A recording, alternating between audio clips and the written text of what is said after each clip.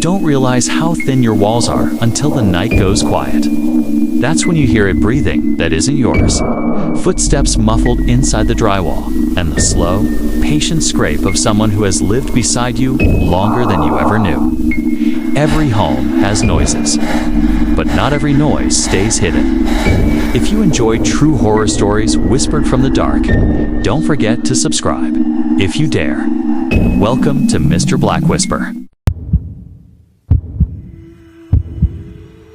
I used to think I was good at living alone. Silence never bothered me. Empty rooms didn't intimidate me. I liked hearing nothing but my own footsteps echo through the hall, the predictable rhythm of solitude. That was before I learned that silence can lie to you.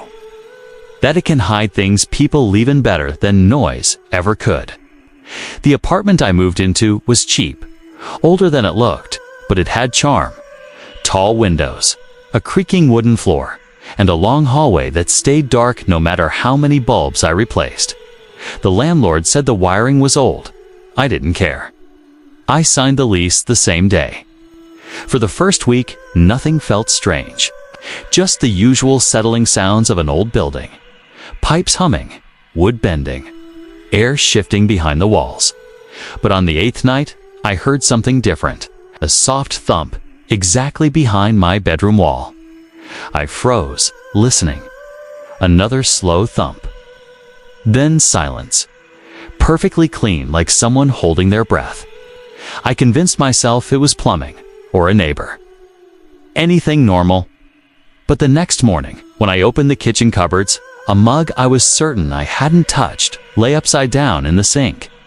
Dust rings on the shelf showed where it used to sit. I stared at it for a long time, not scared, just settled. I tried to brush it off until more things started shifting. A cereal box moved 2 inches left. A lamp cord wrapped in a way I never used. My keys ending up on the floor instead of the hook. Little things, but always too specific to ignore. I began locking my bedroom door at night. I don't know why. It felt childish, like something a kid would do after watching a scary movie, but it gave me the illusion of control. That illusion shattered around 3 a.m. the following week. I woke to the distinct sound of footsteps in the hallways, low, cautious ones. The wood floor betrayed every shift of weight. Then the footsteps stopped right outside my door. I held my breath. The air felt heavy, like the atmosphere itself knew something was wrong. My doorknob trembled, not violently. Not like someone trying to break in. It was almost gentle. Testing, I didn't move, didn't breathe, didn't dare to speak. Eventually, the shaking stopped. The footsteps retreated down the hall so soft, I wondered if I imagined them. But when I finally gathered the courage to unlock my door and check, the hallway was empty, still ice cold. That was the night I stopped pretending I was alone. The next morning, I called the landlord. I didn't say someone was in my apartment. I just asked if anyone might have access maintenance, previous tenants, anyone? The landlord hesitated before saying no. Then he added, almost too casually, though the last tenant complained about noises too. Old walls, you know? Old walls. But walls don't twist doorknobs. I started paying attention after that, counting sounds, tracking objects, sleeping lightly. And slowly, a pattern formed. The noises always came from the same part of the apartment, the back wall of the hallway, near the coat closet. One night, I pressed my ear against it. The wood felt cold, like touching something unlived in. Then I heard it, breathing, shallow, steady, right on the other side. I stepped away instantly. My whole body felt hollow. I didn't confront it. I didn't try to investigate. I simply started spending more hours outside libraries, late-night cafes, anywhere that wasn't home. But something changed when I tried avoiding the apartment. Whoever was inside the walls started getting bolder. I'd return to find cabinet doors open. Furniture shifted slightly. Once, I found my own bedroom window unlocked from the inside. Another time, there were crumbs on the floor beneath the vent, as if someone had eaten quietly in the dark while I was gone. The worst moment came 2 months after I moved in. I came home early from work. The apartment was silent. But crouched below the vent near the floor was a bowl of cereal, my cereal half eaten. Milk still cold. Someone had just been there. Every instinct in me screamed to run. But instead, I backed out slowly, locking the door with trembling hands. I called the police from the stairwell. When they arrived, they searched everything. Every room, every closet. Then one of them opened the vent cover. Inside was a narrow crawl space I never knew existed, running the length of the walls like a hidden artery. And in that narrow space was a small nest of blankets, wrappers, and my missing belongings. Someone had been living there for months. But the police never found them. Not that night. Not ever. Sometimes, when I'm falling asleep in my new apartment, I catch myself listening to the walls again, waiting for a thump or a breath that doesn't belong to me. And the part that haunts me most is how long they watched me before I ever noticed them at all. Because the truth is simple, quiet, and terrifying. You never really know who shares your walls till they decide to step out. I never believed houses could watch you. But the one my girlfriend and I moved into last winter felt like it had eyes long before we ever realized why. It was a pale blue 2-story with an attic window facing the street. It's a harmless, almost friendly house. The kind people paint on greeting cards. The kind no one suspects of hiding anything. We moved in during a snowstorm. I remember laughing as we carried boxes through the door, cheeks red from the cold.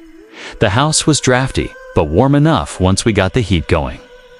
Everything felt normal until the first night, when the temperature dropped suddenly around 2 a.m. Not the whole house. Just above us. Just the attic. A cold so sharp it felt intentional. I tried to ignore it. Attics aren't insulated well. Old houses breathe. But every night, around the same time, the vent above our bed exhaled air so cold I could see it fog in the moonlight. My girlfriend joked that something didn't want us upstairs. I laughed too, but only on the outside. A week later, we noticed the attic lights were on. We'd never touched the switch. I assumed the previous owner left it flipped. But when I went to turn it off, something felt wrong before I even reached the stairs. The house was silent, too silent. Snow usually makes everything quieter, but this was different. Like the house was holding its breath, the attic door was cracked open slightly. Just an inch, like someone had been standing there, listening. I pushed it open. The hinges groaned softly. The wooden stairs were steep, disappearing into darkness except for a pale glow from above. When I reached the top, the light flickered once, then steadied. Nothing looked unusual, just boxes, dust, old furniture draped in sheets. But the cold was unreal. It wrapped around me, squeezing my lungs until each breath felt thin. I turned off the bulb and descended quickly, telling myself not to overthink it. Old wiring, drafts, winter. But the attic light came on again 3 nights later. And again the night after that. I stopped checking. I didn't want to admit I was afraid, but something about that space felt occupied. Like someone was up there waiting for me to open the door again. One evening, my girlfriend burst into the living room, pale and shaking. "Did you move the rocking chair?" I hadn't. I didn't even know we had one. She led me upstairs to the guest room. The door was open. Inside, by the window, a wooden rocking chair I'd never seen before sat angled toward the yard, turned slightly toward the attic stairs. It rocked once as we stepped in. Just once. We stood frozen. The air felt heavy, tense, like stepping into someone's bedroom uninvited. I nudged the chair with my foot. It didn't rock again. We searched the house for signs of a break-in. Nothing. Every door was locked. Every window sealed with fresh snow outlining the frames. We moved the chair to the basement. The next morning, it was back upstairs again, angled toward the attic. That was the moment I started listening carefully to the house. And that's when I heard it. Soft, measured footsteps above us. Not the creaks of old wood. Not the pops of temperature changes, actual footsteps. A slow stride, 2 steps. Pause, 2 more. Someone was pacing directly above our bedroom. I didn't go up. I didn't even try that time. I just lay there in bed, hearing the ceiling groan with each shift of weight. My girlfriend gripped my arm so tightly, her nails left half-moon shapes in my skin. Around 4 a.m., the footsteps stopped. But the cold stayed. The next morning, I went outside to clear the snow. When I looked up at the house, a habit I never had before, I saw something that made my breath freeze in my chest. The attic window, a face. Not clear, not detailed, just the outline of a man's head and shoulders, motionless behind the glass, watching me. I blinked, and the shape melted into shadow. But deep down, I knew it hadn't been my imagination. I called the police that afternoon. They searched the attic thoroughly this time, knocking on the walls, checking insulation panels, shining lights into every crawl space. Nothing. No footprints in the dust. No heat signatures. No signs of forced entry. But the officer paused before leaving and asked me something quietly. How long has that attic window been unlocked? It wasn't supposed to unlock at all. It was painted shut. The previous owner said it hadn't been opened in decades. But now it slid easily along the frame. That night, the cold returned stronger than ever. The house seemed to pulse with it. I couldn't sleep. I found myself staring at the ceiling, hearing faint movement above us again. Not pacing this time. Just a slow, dragging sound, like someone inching across the floor on their stomach. Around 3:15 a.m., something tapped the attic vent. 3 gentle taps. Then, a whisper. Not a voice. Not a word. Just breath. Human breath inside the vent. We moved out the next morning. Left the furniture, left the boxes, left everything. A month later, the landlord called, asking why we abandoned the property. He said the new tenants lasted 2 nights before leaving. They kept complaining about the attic light turning on and off, and someone walking where no one should be walking. But what unsettled me most wasn't what he said. It was what he didn't say. He never asked who put that rocking chair in the guest room.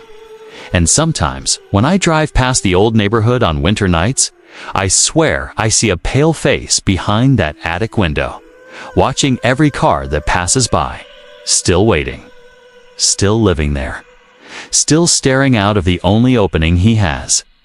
A home isn't always empty just because you can't see who else lives inside it.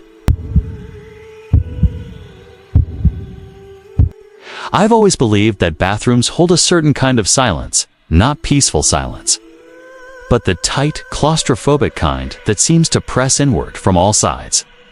Maybe it's the tiles. Maybe it's the way sound dies in steam. Or maybe, as I learned, it's because some walls were never meant to be empty. 4 months ago, I moved into a small apartment above a grocery store. 1 bedroom, 1 bathroom. Thin walls that rattled whenever trucks passed. Nothing unusual, nothing threatening. The bathroom, though something about it felt wrong from the first shower I took. The sound of the water didn't echo naturally. It felt like it was being swallowed. Every shower ended the same way. I'd turn off the water, wipe the mirror. The room would fall into a thick, unnatural stillness, like someone else was holding their breath right beside me. I'd stare into the fogged glass and feel watched. Not by something supernatural, but by something very, very human. One night, after a long day, I stepped into the shower and noticed the tiles behind me vibrating. Lightly, almost politely, like the wall itself was shivering. I turned off the water immediately. The vibration continued for a moment, then stopped the second I leaned in to listen. I pressed my ear to the wall. A faint rustle, then nothing. Then another rustle, but lower, like fabric dragging across something rough. It didn't sound like plumbing. The next morning, I woke to a strange smell coming from the bathroom. Damp, metallic, human. Like unwashed clothes left in a sealed bag. I scrubbed everything: bleach, soap, disinfectant, but the smell lingered. It wasn't coming from the surfaces. It was coming from the wall. I should have told the landlord, but I didn't want to be that tenant. So I tried ignoring it, right until the night the breathing started. It was past midnight. I was brushing my teeth when I heard its slow, strained breaths coming from behind the bathroom wall. Not through the vent, not through the floor. Through the tiles, the breaths matched my movements. When I paused, they paused. When I leaned closer, they quieted. When I stepped back, they grew deeper again. Like the person behind the wall didn't want to be caught listening. A pulse of cold rolled through me. I turned off the light and closed the bathroom door gently, as if afraid the wall might react to sudden movement. I didn't sleep that night. Over the next week, the breathing became routine. Every morning when I brushed my teeth, every night before bed. Always slow, always patient. Sometimes a cough, sometimes the faint scrape of a shoe. Never a voice which somehow made it worse. On the 8th night, I finally broke and called maintenance. They said the building had a history of squatters and crawl spaces, but assured me no one could be inside the walls now. They sent a guy to inspect the bathroom. He hit the tiles with a small hammer, tested the pipes, checked the studs. "This wall is hollow," he muttered. Hollows weren't on the building plans. He left a little too quickly after saying that. For the next 2 nights, the breathing stopped. I started to think maybe the maintenance visit scared whoever or whatever was hiding there. But on the 3rd night, the wall knocked back. Just one time. A soft, deliberate tap directly behind my head while I brushed. My toothbrush dropped into the sink. My heart slammed against my ribs. And then, through that thin tile wall, I heard a whisper. A thin, trembling sound, broken, as if coming through layers of dust. "Don't go." I ran. I don't even remember making the choice. I left the apartment without locking the door and sat in my car until sunrise. When I returned, the bathroom door was open. Not wide, just enough. As if something inside wanted me to know that it could come out if it wanted to. I called the police. 2 officers checked the apartment. When they reached the bathroom, one of them frowned at the baseboard. "You see that?" he said, kneeling. There were faint scrape marks on the wall, vertical lines. Dozens of them, like fingernails dragging down tile in slow, desperate strokes. The officers exchanged a look. Then they removed the baseboard panel. Behind it was a gap barely wide enough for a body but long, stretching into darkness. A hidden service corridor from when the building used to be a hotel decades ago. Inside the crawl space, they found a mattress pad, a pile of blankets, empty bottles, and a small flashlight with dying batteries. And footprints, fresh ones. Whoever was in there left recently, the officer said. Recently, meaning they'd been there the night I ran. They never found the person. Not in the building, not in the alley, not anywhere. I moved out the next day. But the part that haunts me isn't the breathing, or the whisper, or even the scratches. It's the one detail the officers didn't tell me until later, when I came back to sign the exit papers. The flashlight inside the wall. It wasn't dead. It had been turned off. Recently, as if the person inside didn't want me to see them watching. Sometimes, when I shower in my new place, I still hear it, the faintest rustle behind the tile, like someone shifting their weight, waiting for me to lean in close again. Because once you've heard someone living inside your walls, you never fully trust silence again. People assume that fear always comes from what's above you, the attic, the ceiling, footsteps overhead. But real fear, the kind that lives in your bones, often starts beneath you, below your feet, where you never think to look until it is too late. 3 apartments on top, mine alone at the bottom. The place smelled faintly of cedar and something older, like the memory of damp carpets. But the rent was cheap and the neighborhood was quiet, so I convinced myself to stop noticing the oddities. The first oddity was the floorboards. They were original wood dark, scratched, and slightly uneven. At night, they clicked gently under my feet, no matter how lightly I stepped. My upstairs neighbors were loud, but I didn't complain. Old houses make old sounds. That's what I kept telling myself. But one night, after midnight, the sound changed. A click from the floor. But it wasn't from me. I was sitting completely still on the couch. From beneath the floorboards this time, slow, measured, like someone shifting their weight carefully on a surface just under mine. I waited, breath tight in my chest. The sound stopped. I went to bed pretending I hadn't heard anything. That was mistake number one. The next morning, a section of the carpet near my bed felt oddly warm. Not hot, not wet, just warm in a way a floor shouldn't be. I pressed my palm to it and felt the faintest vibration underneath, like the hum of a refrigerator, but there was nothing mechanical beneath that part of the house. By the third night, warmth turned into noise. Soft scraping right under my bed. Back and forth. Slow, dragging friction. I knelt on the floor, pressed my ear to the boards, and held my breath. Silence, then a long exhale. Human, but strained, directly beneath me. I jerked away so fast I nearly fell backward. My heart was pounding, but I refused to accept what I'd heard. Houses settle, pipes shift, animals get stuck between joists. But houses don't breathe. Pipes don't exhale.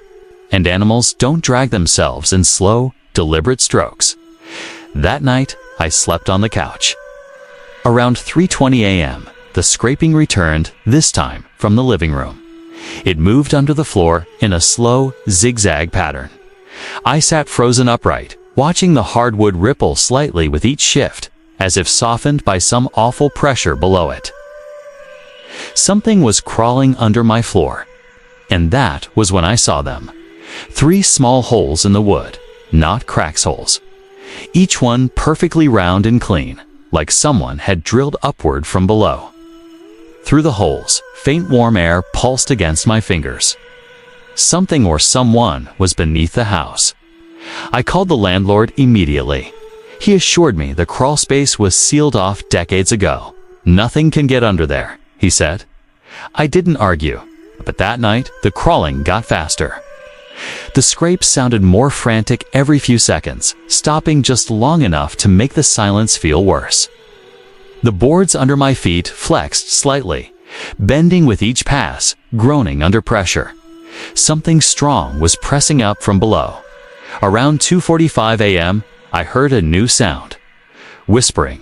I can't describe it any other way. Not words, just breathy syllables, like someone trying to speak after days without water. And it wasn't just whispering. It was closer than whispering should ever be. Like lips, almost touching the underside of the floor. I stumbled backward, grabbed my coat, and bolted out the front door. I didn't go back inside until sunrise. When I gathered the courage, I called the landlord again and demanded he open the crawl space. He finally agreed. He arrived with a flashlight and crowbar. We moved the couch, rolled up the rug, and pried open the floor panel that led to the sealed crawlspace hatch. Except it wasn't sealed. The hatch had been forced open from the inside. Wood splintered outward. Rust flakes scattered like dark confetti. Something had broken through into my apartment. The landlord's face drained of color. He lowered the flashlight and aimed it into the opening. Jesus, he whispered. No way. The crawl space wasn't empty. Blankets, plastic bottles, food wrappers, and a dirty backpack were stacked in the far corner. A small lantern lay on its side, battery dead. Footprints in the dust led from the nest to the hatch. Someone had been living beneath my floor. Someone had crawled under every room while I slept, while I ate, while I relaxed on the couch, listening, watching, trying to come up. But the person was gone, completely vanished. When the landlord sealed everything back up, he tried to reassure me. Probably a drifter, he said. Probably moved on. Probably harmless. But harmless people don't whisper through floorboards. Harmless people don't drill holes upward. Harmless people don't spend nights crawling beneath your feet, tracing the shape of your body as you sleep. I moved out that same day, leaving everything behind. Sometimes, though, late at night, when the world goes quiet and the floor feels colder than it should, I swear I can still feel the boards shift beneath me, as if something is crawling again. Closer this time, more patient, waiting for a softer piece of wood. People always talk about haunted houses as if ghosts are the worst thing that can share a home with you. But ghosts don't eat your food. They don't rearrange objects. They don't breathe just inches from your face while you sleep. Only people do that. And sometimes, the most terrifying people are the ones who never want to be seen. 3 years ago, I worked night shifts at a small tech support office. I usually got home between 2 and 3 a.m., too exhausted to do anything but collapse into bed. My apartment was tiny, a single-room studio with a kitchenette, a bathroom, and a narrow air vent that rattled whenever the heat kicked on. The vent always rattled. It was annoying, but I ignored it. Everyone in the building did. But one night, around 3:10 a.m., the rattling changed. It wasn't mechanical. It wasn't rhythmic. It was cautious. Metal shifting in uneven, deliberate movements, like someone gently pushing against the vent cover from inside. I froze, halfway through taking off my jacket. The metal clicked again, then stopped. I stared at the vent for a long time, waiting for something to happen. When nothing did, I convinced myself it was a mouse, or maybe just temperature changes. But animals don't make soft, wet breathing sounds in the quiet moments between clicks. And that's what I heard next. Breathing, slow, shaky, right behind the grill. I didn't sleep that night. Over the next week, the breathing came back every time I got home from my shift. Different rhythms, sometimes shallow, sometimes deep. As if the person behind the vent was trying to match my own breathing, or hide theirs. I tried to be rational. Maybe pipes create strange acoustics. Maybe neighbors were making noise through shared vents. But then, items in my apartment began disappearing. Not big thingsteeny ones. Individual crackers from the box. A spoon, my phone charger, half a protein bar. I thought I was losing my mind until one morning I found footsteps on my kitchen counter. Small, dusty footprints. Human, bare. I didn't touch them, just stared until the sun came up. I asked the landlord about the vent system. He said the ducts were old but sealed, and absolutely no one could fit inside them. He was wrong. 2 nights later, around 2:50 a.m., I woke up to the sound of metal shifting. Not subtle this time, louder, more urgent. I sat upright in bed, heart hammering. The vent cover on the wall across from me shook violently, then froze. For several seconds, nothing moved. Then, through the slits of the vent, I saw it. An eye. A perfectly still human eye, staring directly at me through the darkness. Wide, unblinking, pulled so close to the grill, the lashes touched the metal. I couldn't scream. I couldn't breathe. The room felt suddenly too small, like the air had been yanked out. The eye didn't move, didn't blink, just watched. Then, slowly horrifyingly, the outline of a face shifted behind it. A cheek, a forehead. Strands of hair dragging softly against the metal. Someone was pressed entirely against the duct, trying to get a better view of me. When I finally scrambled for the light switch, the eye vanished. Silence returned. But I knew she was still in there. I called the police, shaking so hard I could barely dial. They arrived within minutes, pulled off the vent cover, and shined flashlights into the duct. The officer's voice dropped immediately. "There's a nesting area in here." They found piles of blankets, food wrappers, old takeout containers, and dozens of stolen items, not just mine, but things that belonged to previous tenants. Clothing, jewelry, a stack of torn photographs, footprints, hair. and something else, scratches on the metal. Long and curved, as though someone had been crawling through the vents for years. But no person. The woman had slipped deeper into the duct system when the officers arrived. A full search of the building began. They didn't find her the first day, or the second, or the third. On the fourth day, a tenant on the second floor woke up at dawn to find the vent grill hanging open and footprints on her dresser. The tenant above her heard coughing inside the walls. Another heard frantic scrambling at 3 a.m., like someone trying to climb upward through the ducts. But the woman was never caught. The building sealed every grate, every crawl space, every duct. Still, people swore they heard her moving, breathing, whispering. I moved out the same week, leaving half my belongings behind. I didn't want anything from that apartment ever touching my new home. But sometimes late at night, still imagine that I behind a darkened vent, watching me, memorizing my routines, waiting for a house with weaker grills and thinner walls. And the terrifying part, she wasn't supernatural, wasn't a ghost, wasn't a monster. She was just a woman who found comfort in the spaces no one looks at, the unseen spaces, the forgotten ones, the places in a home you never think to check, until you realize someone might already be living there.